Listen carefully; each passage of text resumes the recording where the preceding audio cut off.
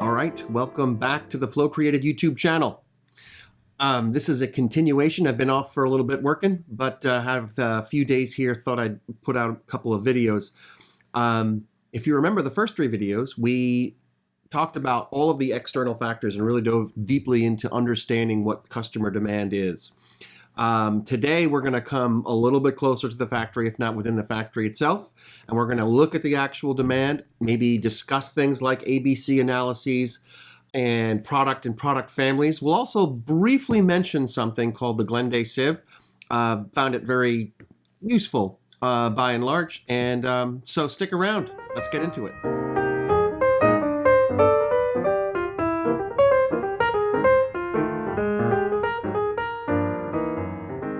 So now we want to figure out what we're actually selling. We understand our customers and where they are and all of that stuff, but what are the products that we're producing, that we're selling, irrespective right now of the customers? So we're really putting on a set of different lenses. We're going to look at everything from the perspective of operations, from the perspective of the factory.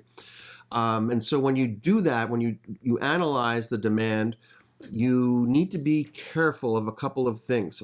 So the term ABC analysis gets thrown around a lot. That has a lot of different meanings to different people within an organization. So typically, you'll hear ABC analysis when discussing with finance guys or sales guys. They're concerned with dollars and cents, which is very important, no doubt about it. Operationally, we absolutely, though, need to be looking at an ABC analysis in terms of volume. So that's what we're going to focus on today. What I basically did is, or what the next step is, you take all of your sales for that 1 year history and you line it up by SKU, right? And you look at your total sales by year. And you can sort all of that. What are my biggest selling SKUs to the least selling SKUs, right? This is all very straightforward and stuff that you know how to do, I'm sure. But in reality, things get really complicated, right? So when you do that and you take your first stab at it, I'm going to put up a graphic here. You take your first stab at it. What you end up seeing is just a pile of data that may or may not be useful, right? So looking at this Pareto analysis here, you see we have a huge long tail. In this particular case, there's about 937 different SKUs that were sold in the last 12 months. You can see that we crossed the 80% line very, very early, right? So you want to talk about Pareto principle 80-20, and we'll dissect those numbers in a little bit more detail here.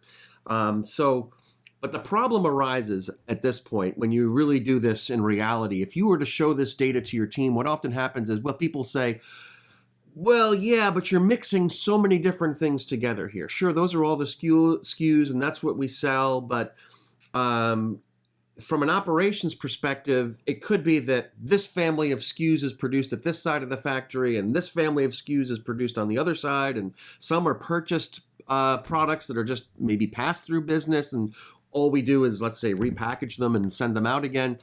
So we have to be cognizant of that, and we have to be aware. We have to start asking those questions, and you can think of it as a tree.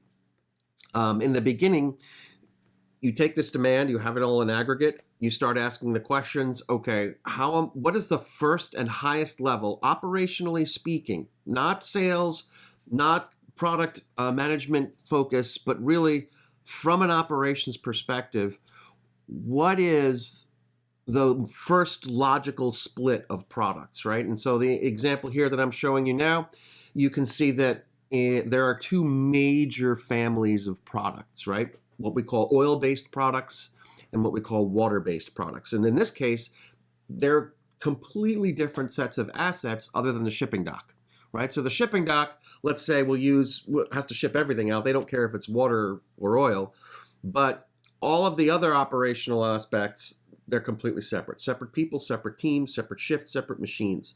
So we want to be able to look and dissect those, or I should say, split the demand based on oil-based products and water-based products.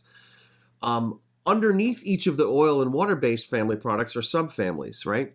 Also very important to know. You want to know, hey, what is the highest selling subfamily, right? Because the whole reason that we're taking this step is to really understand, what do I do, or am I spending most of my money? Where is most of my cost being applied, right?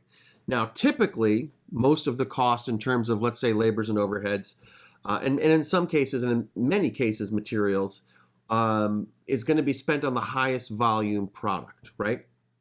Within a highest volume product, typically is also hidden the most amount of waste, right? That's where you're going to have your most transport, your most of your handling, your most of your inventory is in things waiting for processing and all of that stuff. So it's, in my mind, I'm always looking for that highest volume SKU, that highest volume family, and the highest volume subfamily. Oftentimes, what will end up happening is you're going to subordinate your design for flow to that highest running family. So again, looking here at this data, we have the oil and water separation. You can see by subfamily, we have subfamilies P, D, O, V, S, T, right? And the associated volumes which each of them. As a summary for this particular data, if you take a look at it, you have 937 SKUs, 61 of which, or 6% of the total SKUs, are 80% of your total sales. 6% of your SKUs are 80% of your total sales. In this case, that is a massive leverage point that we can use, right? 61 SKUs are driving most of the costs. And if you look even closer here, oil-based products are 74.5% or so of our sales, right? So the P family of oil-based products is predominantly what this value stream is doing, right? Now, if you want to talk about ABC analysis, maybe I'm a little unorthodox, I'm not sure. I don't necessarily have an absolute rigid approach to this. I let the data do the talking a little bit.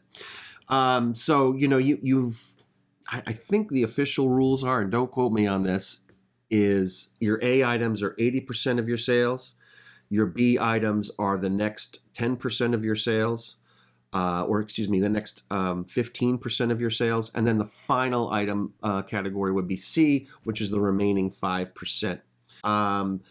So I'm saying all this to say, in my mind, there are no hard and fast rules on an ABC analysis.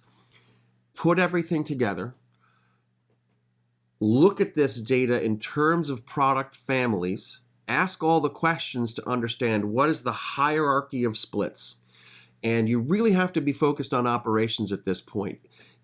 Product management might have a completely different view of how to look at this demand than operations.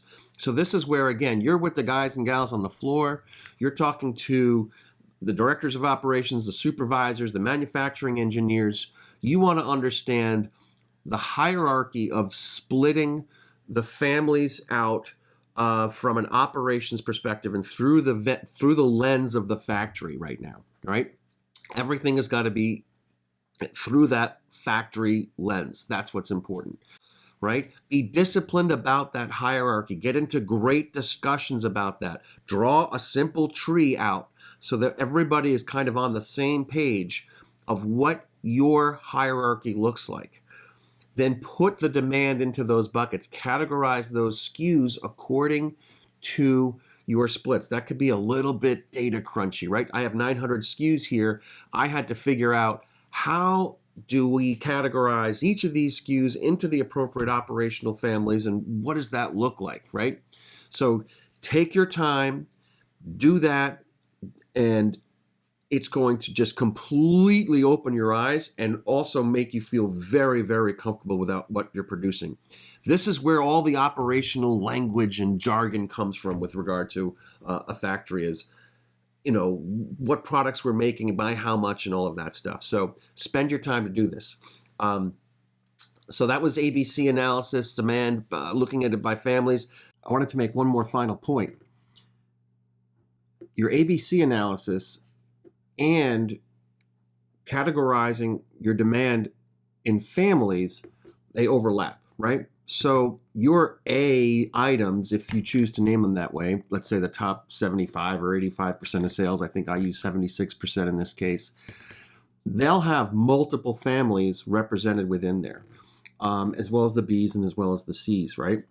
So they're not completely separate. There's complete overlap of these two analyses. So keep that in mind, that an A item can be any family or subfamily, right? So that's important to know, especially for later when we get into leveled scheduling and Hijunka and all that stuff, okay?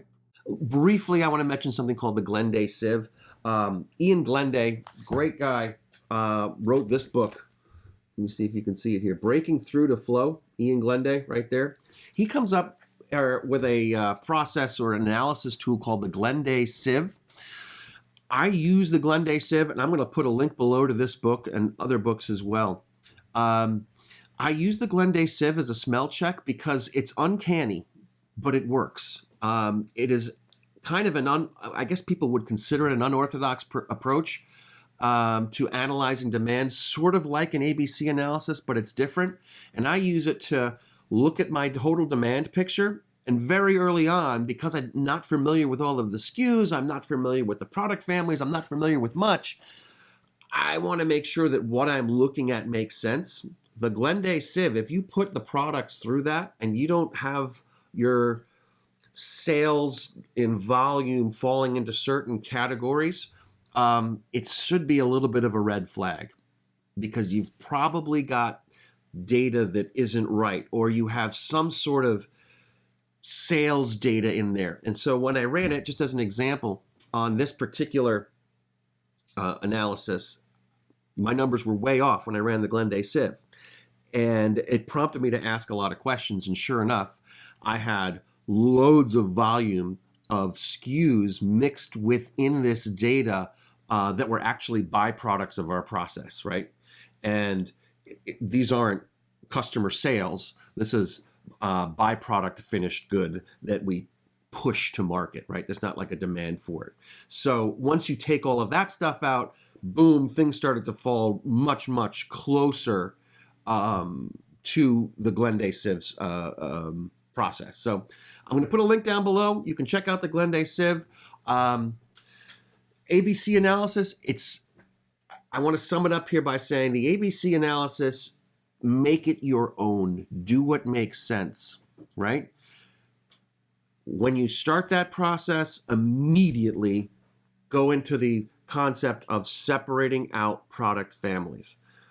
That's what's going to enable you to understand all of this customer demand that we just spent a whole bunch of time on from an operations perspective, right? So we've looked at the same data now from a perspective of who our customers are, and now we're looking at the same data from who the factory is, so from the supply side and the demand side.